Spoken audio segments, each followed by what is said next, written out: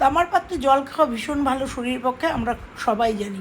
আর সেই তামার পাত্রগুলো জগগুলো যদি এরকম নোংরা হয়ে যায় তাহলে কী করব, একটুখানি নিয়ে নেবো খাবার সোডা 1 চামচ নিয়ে নেবো, একটুখানি কলগেট, আর এইগুলো দিয়ে যদি আমরা এগুলো পরিষ্কার করে রাখতে পারি পেটের পক্ষেও ভালো, শরীরের পক্ষেও ভালো, জিনিসটাও ভালো থাকে। নিয়ে নেবো একটুখানি টমেটো, আর টমেটোটাকে কেটে নিয়ে টমেটোর যে ভেতরের রসটা আছে এর সাথে মিশিয়ে নেবো।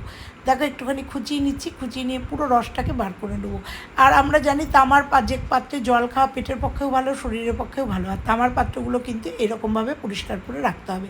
আর সেই জন্য এই টিপসটা তোমাদের জন্য ভীষণ উপকারী। যারা তামার জগ বা বোতল ব্যবহার করো তারা এইভাবে একটা লিকুইড বানিয়ে নেবে, বানিয়ে নিয়ে এটাকে একটুখানি মিশিয়ে রেখে, মানে একটুখানি মাখিয়ে রেখে 2 মিনিট পরে এটাকে একটু ডলে নিলেই কিন্তু একদম পরিষ্কার ঝকঝকে একদম নতুনের মতো হয়ে যাবে। আর তারপরে জল খেলে কোনো অসুবিধা হবে না। কারণ তামার পাত্র কিন্তু একটু মানে বাতাসের কাছে থাকলে পরে এরকম বাজে কালার হয়ে যায়। আর তামার পাত্রে বাজে কালার হলে দেখতে খুব বাজে লাগে।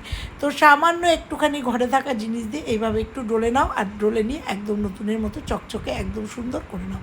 তো দেখো ভালো করে মাখিয়ে নিয়েছি, মাখিয়ে নিয়ে একদম পরিষ্কার করে তোমাদের সামনে আসছি ইনস্ট্যান্ট। দেখো তারপরে একটা স্ক্রাবার দিয়ে জাস্ট একটুখানি লিকুইড দিয়ে, মানে সোপ লিকুইড দিয়ে মেজে নিলাম।